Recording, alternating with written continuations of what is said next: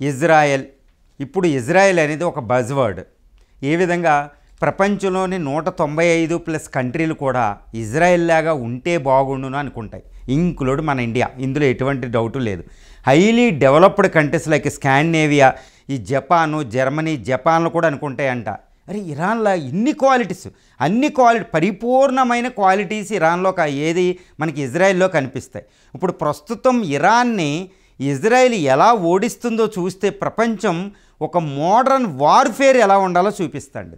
HDI ఇండెక్స్లో కూడా, human development ఇండెక్స్లో కూడా top ఉంటుంది. ఆర్థిక అభివృద్ధి ఉంటుంది, పెర్ క్యాపిటల్ ఇన్కమ్ ఉంటుంది, ఎడ్యుకేషన్ ఉంటుంది, హెల్త్ ఉంటుంది, అగ్రికల్చర్, డెజర్ట్లో అగ్రికల్చర్ పండిస్తారు, వాళ్ళు అగ్రికల్చర్ ఎక్స్పోర్ట్ చేస్తారు, మెటీరియల్ కంట్రీ అయ్యి ఉండి.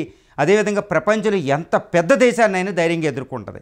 57 ముస్లిం దేశాల శత్రువుల మధ్య survival of the fittest, Darwin చెప్పినట్టు సర్వైవల్ ఆఫ్ ది ఫిట్టెస్ట్, ఏది బతకగలిగినోడిదే బతుక అన్నట్టు బతుకుతుందన్నమాట.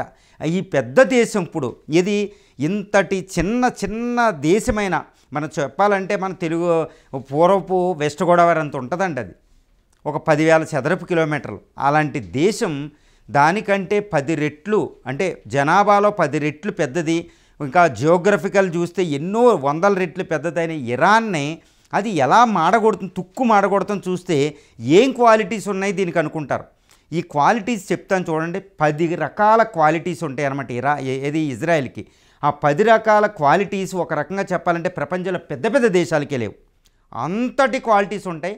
ఆ క్వాలిటీస్ ఉండడం కాదండి, చక్కగా వాటిని ఉపయోగించుకుని అవి ఎలా ఎక్స్ప్లాయిట్ చేసి చక్కగా తన యొక్క గమ్యస్థానాన్ని, తన అస్తిత్వాన్ని నిలుపుకుంటుందన్నమాట. అందులో మొట్టమొదటి క్వాలిటీ ఏంటంటే టెక్నాలజీ. టెక్నాలజీ అండి, హైలీ ఇన్నోవేటివ్ టెక్నాలజీ అండి. ఏంటి, ఒక చిన్న దేశం తన జీడిపి మొత్తం $500 బిలియన్ 4.5% అది టెక్నాలజీ మీద ఇన్వెస్ట్ చేస్తాయి. అదే మన భారతదేశంలో 0.6% ఇన్వెస్ట్ చేస్తాం. 4.5% టెక్నాలజీ మీద ఇన్నోవేటివ్ చేస్తుంది. అది టెక్నాలజీ హబ్ అన్నమాట Israel. Especial in cyber security, IT, ఏది ఇన్ఫర్మేషన్ టెక్నాలజీ, సైబర్ సెక్యూరిటీ అంటే ఇంక మొత్తం చెప్పాలంటే ఇజ్రాయెలేనండి. ఇంకా ఇన్వెస్టిగేషను దీనికి అన్నిటికి చెప్పాలంటే ఇజ్రాయెలే ఉంటుంది. తర్వాత agriculture technology, renewable energy technology, వీటన్నిటిలో హైలీ దాని ఇజ్రాయెల్ అంటే ఒక రకంగా ఇప్పుడు ఏమంటారంటే ఇప్పుడు హైలీ ఇన్నోవేటివ్ హబ్ అనమాట. ఒక సిలికాన్ వ్యాలీ లాగా, అక్కడికి సిలికాన్ స్ట్రీట్ లాగా ఒకటి పెట్టుకున్నారు వాళ్ళు. అంత అద్భుతమైన టెక్నాలజీ అనమాట. ఐన్స్టీన్ లాంటి వ్యక్తి పుట్టిన దేశం ఈ ఇజ్రాయెల్. ఒక టెక్నాలజీ అనే ఈ కట్టింగ్ ఎడ్జ్ టెక్నాలజీతోనే అది శత్రువుల్ని జయిస్తుందని చెప్పాలి. Especially military technology. అది ఎంత మిలిటరీ అంటే ప్రపంచంలో అమెరికాకి, భారతదేశం లాంటి పెద్ద దేశాలకు కూడా అది ఈ టెక్ని ఎక్స్పోర్ట్ చేస్తూ ఉంటుందన్నమాట. ఈ టెక్నాలజీ అని దాని విజయానికి, ఆర్థికాభివృద్ధి, మిలిటరీ, శత్రువు నుంచి రక్షించుకోవడానికి ఒక అద్భుతమైనది టెక్నాలజీ అనేది ఆయుధం దాని దగ్గర ఉంది. ఇక రెండో విషయం ఏంటంటే స్పయింగ్ అండి. ఈ స్పయింగ్ అంటే ఏంటంటే మొసాద్, అమన్ అని internal security military intelligence agency Aman అని. తర్వాత షెన్ బెన్ అని, అది ఏంటంటే ఇంటర్నల్ సెక్యూరిటీ. మనకి ఎలా చూస్తే అది ఇంటర్నల్ సెక్యూరిటీ చూస్తుందండి, మన ఐబీ ఇంటెలిజెన్స్ బ్యూరో లాగా. లాగామో మొసాద్ ఉంటుంది. ఈ ఇన్వెస్టిగేషన్ టెక్నాలజీ లేదా ఈ స్పయింగ్ టెక్నాలజీలో, స్పయింగ్లో ఇజ్రాయెల్ మించిన దేశం ప్రపంచంలో లేదు. అమెరికా సిఐఏ కంటే ఈ మొసాద్ మించింది. ఇక కేజీబీ రష్యా కంటే మించింది ఈ మొసాద్ అనమాట. ఇప్పుడు ఇరాన్లో విజయం అనేది మొసాద్ అండి. ఆ దేశ అధ్యక్షుడిని ముప్పు తిప్పలు పెడుతుంది. ఆ IRGC, Islamic Republican Guards Corps చీఫ్ని చంపేసింది, ఆర్మీ చీఫ్ని చంపేసింది. హమా చీఫ్ ఒకళ్ళ తర్వాత ఒకళ్ళు, సిఐని ఒకళ్ళ తర్వాత ఒకళ్ళు చంపుతూనే ఉంది. ఇప్పుడు ఇరాన్లో ఒక ఆర్మీ అధ్యక్షుని చంపి తర్వాత మళ్ళీ ఆర్మీ జనరల్ పెడితే అతను కూడా చంపేసింది. ఈజిప్ట్ 6 days వార్లో ఆ మొసాద్ అనేది ఒక అద్భుతమైన, ఒక ఆదర్శనీయమైన ఒక స్పయింగ్ ఏజెన్సీ అండి ప్రపంచంలో. దాన్ని ఆఫ్రికాలో, ఉగాండాలో చేసిన ఆపరేషన్ని ప్రపంచంలో హాలీవుడ్ మూవీగా వచ్చింది, ఎన్నో మూవీలుగా. అంటే దాని మొసాద్ ఎంత పవర్ఫుల్ అంటే దానికే ప్రత్యేకించి $2.5 బిలియన్ పెట్టుబడి ఉంటుంది. అదేవిధంగా 7,000 మంది, అంటే one of the biggest spying agency in the world అంట. ఒక చిన్న దేశానికి, 95 లక్షల గల దేశానికి ఎంత ఊహించుకోండి. అది ఎందుకు అంత ప్రయారిటీ ఇస్తుందంటే ఈరోజు ఆ స్పయింగ్ వల్ల ఈరోజు అక్కడ సర్వైవ్ కాగలుగుతుంది, అస్తిత్వాన్ని నిలుపుకుంటుంది. తర్వాత మూడోది ఏంటంటే దాని ఆధునిక ఆయుధాలు. Sophisticated weaponry. దాని అమ్ముల పొదులు ఏముంటాయంటే latest up to date cutting edge technologies ఉంటాయి ఆయుధాలు. అలాంటివి ఆయుధాలు ముఖ్యంగా ఇప్పుడు ప్రస్తుతం చెప్పుకుంటే F-35 5th generation fighter America నుంచి తెచ్చుకున్నా అది దాని దగ్గర నిలుపుకోవడం ఇంపార్టెంట్. అది F-16 ఫైటర్స్, F-18 హార్నెట్, అలాంటి F సిరీస్ అన్నీ పెట్టుకుంది. తనకు తానే తయారు చేసుకున్న కొన్ని ఎన్నో టెక్నాలజీస్. అందులో చెప్పాలంటే సైబర్ సెక్యూరిటీ, సైబర్ అటాక్స్ అది ఇజ్రాయెల్ చేసేది చాలా తీవ్రంగా ఉంటుంది. అది వార్ అనేది ఇప్పుడు. తర్వాత దాని హెలికాప్టర్ దాని స్వంతంగా స్వదేశీ పరిజ్ఞానంతో తయారు చేసుకున్నది. దాని మిసైలు డిఫెన్స్ సిస్టమ్తో చూస్తే డేవిడ్ స్లింగ్ అనేది ఈ మీడియం రేంజ్లో ఉంటుంది. షార్ట్ రేంజ్లో ఐరన్ డోమ్ వరల్డ్ ఫేమస్ అండి ఇప్పుడు అది.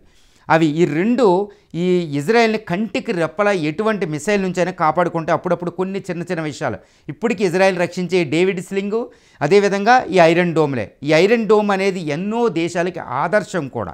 ఇదే విధంగా వాటి హెలికాప్టర్లు, వాటి మిసైల్ టెక్నాలజీ, వాటి న్యూక్లియర్ టెక్నాలజీ, 90 న్యూక్లియర్ వెపన్స్తో అది న్యూక్లియర్ ఫిజాయిల్ తయారు చేసుకుని ఉందంటే ఇజ్రాయెల్ ఎంతటి టెక్నాలజీ అభివృద్ధి చేసుకుందో మనం చెప్పొచ్చు.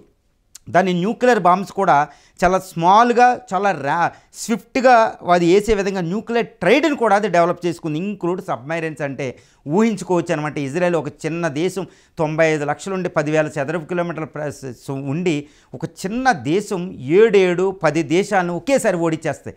1967లో అది 6 రోజుల యుద్ధంలో 7 దేశాలని 6 రోజుల్లో ఓడించింది. ప్రపంచ మానవ చరిత్రలో ఒక అద్భుతమైన యుద్ధంగా చూస్తారనమాట. That is what the Israel modern weaponry అండి. ఆధునిక ఆయుధాలకు పెట్టిందే అది. మన ఇండియా యారో అని ఇంకా ఎన్నెన్నో మనం తెచ్చుకుంటూ ఉంటాం ఆయుధాలు. అంటే మీరు ఊహించుకోవచ్చు ఇజ్రాయెల్ ఇండియాకి హెల్ప్ చేస్తుందంటే ఒక పెద్ద ఎగుమతిదారు కూడా అది ప్రపంచంలో టెక్నాలజీ ఆయుధాల్లో కూడా. ఇక 4వది ఏంటంటేనండి అది ఒక స్ట్రాంగ్ డిటర్మినేషన్. అదేంటంటే చాలా సంకల్పం ఎక్కువ. అది అనుకుంటే చేసేస్తాయి. ఏదైనా డిటర్మైన్ అయ్యిందంటే చేసి తీరేస్తాయి. వేరే దేశాలకు బద్దకొస్తారు. ఒక ప్లాన్లో విజన్లు వేస్తారో అవి ఎప్పుడు అవ్వవు. ప్రపంచంలో చాలా విజన్లు వేస్తారో అవ్వవు, ఇంక్లూడ్ డెవలప్డ్ కంట్రీస్ కూడా. కానీ ఇజ్రాయెల్ ఒక విజన్ అనుకుందంటే దానికి ముందే అది సాధిస్తుంది. ఒక స్ట్రాంగ్ డిటర్మినేషన్. నేను ప్రపంచంలో గొప్ప దేశం అవ్వాలి, చిన్న దేశమైనా అంటే అది అయిపోయింది. ఈరోజు ఇజ్రాయెల్ వైపు కన్నెత్తి చూసే దేశం లేదంటే ఆశ్చర్యమేస్తుంది మీకు. అంత స్ట్రాంగ్ డిటర్మినేషన్. ఇది అనుకుంటే శత్రువు అనుకుంటే వాడిని మట్టు పెట్టేదాకా వదలదు. అంత సంకల్పంతో ఉంటుందండి అది. తర్వాత క్వాలిటీ ఏంటంటే అడాసియస్నెస్ అంటారు. అడాసియస్నెస్ అంటే మొండి ధైర్యం, రెక్లెస్నెస్ అనమాట. అది ఎంత ఇంపాసిబుల్ టాస్క్ అయినా నేను చేస్తానంటది అంతే. అది ఇజ్రాయెల్కు ఉన్న ఒక అద్భుత లక్షణం. ఫర్ ఎగ్జాంపుల్ మీకు అది దాన్ని ఒక ఫ్లైట్ని మొత్తం నేను వెళ్ళను ఒక ఫ్లైట్ని ఆఫ్రికాలో ఉగాండా దాన్ని హైజాక్ చేసినప్పుడు అక్కడ నుంచి ఒక ఆపరేషన్ నిర్వహించిందండి ఇజ్రాయెల్ నుంచి నైట్కి నైటు. దాన్ని వెనక్కి తెచ్చిందనమాట. అంత అడాసియస్నెస్. వాళ్ళు చనిపోతారా లేదని అందరిని కొంతమంది చనిపోతే అందరిని వెనక్కి తీసుకొచ్చిందండి. ఎంతటి మొండి ధైర్యం అంటే 57 దేశాలని నేను ఓడిస్తానని ఒక మొండి ధైర్యం. అందుకే అది సూపర్ పవర్గా ఉంటుంది. ఆ రీజన్లో అది సూపర్ పవర్. అది Israel one of the best country అవుతుంది. అంత అడాసినెస్, ఆ మొండి ధైర్యం చూస్తేనే శత్రువు దగ్గర రాడు. బాబోయ్ ఇజ్రాయెల్ అంటారు. ఎందుకంటే మొండి అటాక్ చేస్తుంది, మొండి ధైర్యంతో ఉంటుంది అనమాట. ఒకప్పుడు టిప్పు సుల్తాను, ఝాన్సీ లక్ష్మి పెద్ద మనవాళ్ళు ఎలా ఉంటారు చూడండి, అది మొండి ధైర్యం అంటారు. ఒక యోధుడి లక్షణం ఒక ఇజ్రాయెల్ ఒక కంట్రీకే ఉంటుందండి. అన్ని కంట్రీలు నేర్చుకోవాలి దాని దగ్గర నుంచి ఈ విషయంలో. తర్వాత లీడర్షిప్ ఏంటంటే దాన్ని ఫౌండర్ ఆఫ్ ఇజ్రాయెల్ డెన్ గొరోనీ నుండి ఇజ్జాక్ రాబిన్, ఇప్పుడు నెతన్యాహు, ఇలా ఏంటంటే ఒక స్ట్రాంగ్ లీడర్షిప్ ఉంటుంది. ఆ లీడర్ దేశం కోసం చావడానికి రెడీగా ఉన్నట్టు చేస్తాడనమాట. ఎప్పుడు స్వార్థాలు ఇవన్నీ ఉండవు అక్కడ. ఒక స్ట్రాంగ్ లీడర్షిప్. మళ్ళీ ప్రజాస్వామ్య దేశం. ఈ స్ట్రాంగ్ లీడర్షిప్ అనేది ఇజ్రాయెల్కి పెట్టని కోట, అద్భుతమైన ఆయుధం. ఇప్పుడు నెతన్యాహు చూడండి ఎంత స్ట్రాంగ్గా లీడర్షిప్ ఇస్తున్నాడు చూడండి. మన భారత ప్రధాని మోడీ ఇక్కడ ఇచ్చినట్టు ఇందిరాగాంధీ ఒకప్పుడు ఇచ్చినప్పుడు అక్కడ స్ట్రాంగ్ లీడర్షిప్ చూడండి. ఒక దేశాన్ని ముందుండి నడిపిస్తారు వాళ్ళు ఏకతాటి మీద. ఆ లీడర్షిప్ అనేది ఇజ్రాయెల్కు ఒక వరం. అది కూడా ప్రజాస్వామ్యం పరిడివిల్లుతూ. తర్వాత ఏంటంటే దానిది స్ట్రాటజీ, వ్యూహం. అది వ్యూహం పన్నిందంటే ఏ దేశమైనా అవుతాయి. ఫర్ ఎగ్జాంపుల్ ఇరాన్ చూడండి. లాస్ట్ 1 year బ్యాక్ యుద్ధం జరిగింది దానికి అనుకోండి. ఈ 1 yearలో ఇరాన్ కళ్ళు మూసుకుని కూర్చుంటే ఇజ్రాయెల్ ఏం చేసింది, మొసాద్ ఇలా అక్కడ డ్రోన్ ఫ్యాక్టరీ పెట్టింది. మొసాద్ అందరి ఇళ్ళు కనుక్కొని వాళ్ళ అపార్ట్మెంట్లు మాత్రమే మిసైల్లో పేల్చేలా కొట్టిందంటే అది ఎంత వ్యూహంతో పనిచేసిందో చూడండి. గత 600 రోజుల నుంచి అది ఏం చేస్తుందంటే ఇరాన్ యొక్క శత్రువులను ఎలా కొడుతుంది. లెబనాన్లో హిజ్బుల్లాని, ఓకే, హమాస్ని పాలస్తీనాలో, హౌతీస్ని ఇక్కడ యెమెన్లో కొడుతూ ఇజ్రాయెల్ సిరియాలో ఈ విప్లవం వచ్చేటట్టు చేసి అక్కడ అసాద్ గవర్నమెంట్ పడగొట్టి ఈరోజు ఇరాన్ చుట్టూరు ఇరాన్ ఫ్రెండ్స్ తయారు చేసుకున్న వాళ్ళని లేకుండా చేసి ఒంటరి చేసి కొడుతుందండి ఇరాన్ని. అది వ్యూహం అంటే ఈ ఇజ్రాయెల్కి అలా ఉంటుంది. అంత యుద్ధ వ్యూహం పనడం అంత ఈజీ కాదు. మన మహాభారత యుద్ధాల్లో చూస్తాం వ్యూహం పంతి ఎలా ఉంటుందో. ఈ పాండవులు తక్కువ 7 అక్షౌహిణులతో 11 అక్షౌహిణులు ఓడిస్తారు. అది వ్యూహం ముఖ్యం, ఎంత ఆర్మీ ఉందనేది ముఖ్యం కాదు. ఈరోజు ఇజ్రాయెల్ వ్యూహం బాగుంది కాబట్టి కేవలం 1,75,000 ఆర్మీతో అక్కడ 6 లక్షల ఆర్మీ, ఇంకో 2 లక్షల IRGC కమాండ్స్ ఉన్న ఒక ఇరాన్ని 30 తిప్పలు పెడుతుందండి. ఎంత హమాస్ని 600 రోజుల నుంచి అక్కడే ఉంది. అది వ్యూహం. ఆ వ్యూహం అనేది పెట్టని కోట అనమాట ఇరాన్కి, ఏది ఇజ్రాయెల్కి. ఆ వ్యూహాల ద్వారా 6 రోజుల యుద్ధం ఇప్పుడు వరకు అది 9 యుద్ధాలు చేసింది 1948 నుంచి. అంటే జీవితం అంతా యుద్ధమే. అది పాలస్తీన్తో పోలిస్తే ఎప్పుడు యుద్ధం చేస్తూనే ఉంటుంది డికేడ్స్. వాడు ఇంతిఫాదా 1 ఇంతిఫాదా 2 అని. అంటే వ్యూహంతోనే, తక్కువ బలం ఉండి ఈ టెక్నాలజీ అన్నిటితోనే ఇజ్రాయెల్ బతుకుతుంది, అస్తిత్వం నిలుపుకుంటుందని మనం ఇక్కడ చెప్పవచ్చు. తర్వాత ఏంటంటే లవ్ ఆఫ్ ఇట్స్ కల్చర్ అండి. ఆ పీపుల్ ఒక కుటుంబ వ్యవస్థ ఉంటుంది భారతదేశంలాగా. అద్భుతమైన వాళ్ళ హీబ్రూ లాంగ్వేజ్ అంటే వాళ్ళకి ప్రాణం. ఓల్డ్ టెస్టమెంట్ నుంచి మీకు తెలుసు కదా, ఇదంతా ఒక అద్భుతమైన కల్చర్. అంటే మహాప్రాణం అనమాట ఇజ్రాయెల్కి. ఆ కల్చర్, ఆ ప్రాణం చూసి ఈ అమెరికన్స్ కూడా వెతుక్కుంటారు. అందుకని అమెరికన్స్ అంత సపోర్ట్ చేస్తారు దానికి. ఈ కల్చరే వాళ్ళ కల్చర్ అనుకుంటారనమాట. అంత అద్భుతమైన కల్చర్ అంటే అంత లవ్ ఆఫ్ కల్చర్ అనమాట. అది అందరికీ ఆదర్శం కావాలి. నిజంగా కల్చర్ని ప్రేమించుకోవాలి. ఇజ్రాయెల్ హీబ్రూ భాషను పునరుద్ధరించుకుంది. మళ్ళీ 1948లో ఏర్పడ్డాక ఒకప్పుడు పోయిన హీబ్రూ భాషనే మన సాంస్క్రిట్ భాష లాంటిది. ఆ హీబ్రూ భాషని పునరుద్ధరించుకుని దాన్ని చక్కగా చూసుకుంటుందంటే మనం ఉన్న భాషనే చూసుకోరు మిగిలిన కంట్రీలు. అది అద్భుతమైన లవ్ ఆఫ్ కల్చర్ అంటే. ఆ కల్చర్ని ప్రేమించడం వల్ల వాళ్ళకి అంత స్ట్రాంగ్ డిస్పిరేషను అంత వస్తుంది అనమాట. తర్వాత పేట్రియాటిజం, ఒక అద్భుతమైన దేశభక్తి. తక్కువ సైన్యం చూడండి ఎంత అలా పోరాడుతుందో. ప్రతి పౌరుడు ఒక రెస్పాన్సిబుల్గా వ్యవహరిస్తాడు అక్కడ. ఒక విద్య, ఇది కుటుంబ వ్యవస్థని, సమాజం ఎందు ఎలా ఉండాలి, షేర్డ్ వాల్యూస్, డెమోక్రటిక్, ఇది అనమాట. పేట్రియాటిజం అనేది ఒక అద్భుతంగా ఇజ్రాయెల్లో పనిచేస్తుంది. అందుకని అంత దేశం, చిన్న దేశం కూడా ఒక అద్భుతమైన అభివృద్ధి చెందిన దేశంగా మారిందనమాట. తర్వాత ఫోకస్, వాళ్ళు ఏదనుకుంటే ఐన్స్టీన్ లాగా ఏదనుకుంటే చేసేస్తారు వాళ్ళు. సింగిల్ ఫోకస్, ఆ లక్ష్యం మీదే దృష్టి పెడతారు. దేశం అంతా ఒక వ్యక్తిలో వ్యవహరిస్తుందండి అది. ఈ విధంగా ఈ 10 రకాల క్వాలిటీస్తో technology, modern weaponry, agriculture technology, ఒక మహావి డిజర్ట్ అండి అది ఒక డిజర్ట్. అది ఇజ్రాయెల్ ఆ పైన కొండ ప్రాంతం, మగల్ సౌత్ అంతా డెడ్ సీ, పక్కన ఎండిపోయిన సీ, డెడ్ సీ.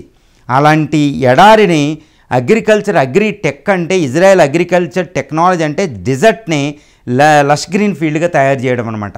ఒక పచ్చని తయారు చేసి ప్రపంచంలో ఎక్కువ ఒక పండ్లు ఎక్కువ ఉత్పత్తి చేస్తా అంటే ఇజ్రాయెల్ డిజర్ట్ని ఎలా మార్చిందో ఊహించుకోవచ్చు. మనం అంటాం అగ్రిటెక్ని ఇజ్రాయెల్ నుంచి తెచ్చుకుందాం అంటే అంతే. ఓ డ్రిప్ ఇరిగేషన్ సిస్టమ్ అని, ఇవన్నీ స్ప్రింక్లర్ ఇరిగేషన్ అన్నీ డెవలప్ చేసి ప్రతి బొట్టు పట్టి అక్కడ agri seeds technology, germ technology, biotechnology ఉపయోగించి ఒక అద్భుతాన్ని సృష్టించింది అక్కడ. మానవుడు చంద్రుడి మీద కూడా పండించవచ్చు అనే నమ్మకాన్ని కలిగిస్తానమాట. ఈ విధంగా ఇక్కడ ఎకానమీలో, డిఫెన్స్లో, టెక్నాలజీలో, కటింగ్ ఎడ్జ్ టెక్నాలజీలో, లీడర్షిప్, పెట్రేయడం, లవ్ ఆఫ్ కల్చర్, ఇవన్నీ క్వాలిటీస్, ఈ 10 రకాల క్వాలిటీస్ కలిస్తేనే ఇజ్రాయెల్ ఒక అద్భుతమైన దేశానికి ఒక ఉదాహరణ ఇజ్రాయెల్. ఈరోజు మనం ప్రపంచంలో భారతదేశం సూపర్ పవర్ అవుతుందంటే ఆ క్వాలిటీస్ తెచ్చుకోవాలి. కొన్ని తప్పేం లేదు. We have given many time. India అనేది ఎప్పుడు ఇస్తూ ఉంటుంది, తెచ్చుకుంటూ ఉంటుంది, అడాప్ట్ కూడా చేసుకుంటూ ఉంటుంది. సో ఇజ్రాయెల్ అనే దాని నుంచి మనం ఎన్నో ఇంపోర్ట్ చేసుకోవాలి అన్ని దేశాలు. ఇది ఇజ్రాయెల్. అందుకని ఇది అద్భుతమైన విజయాలకి అది వేదిక ఇజ్రాయెల్ అవుతుందంటే ఆశ్చర్యం లేదు.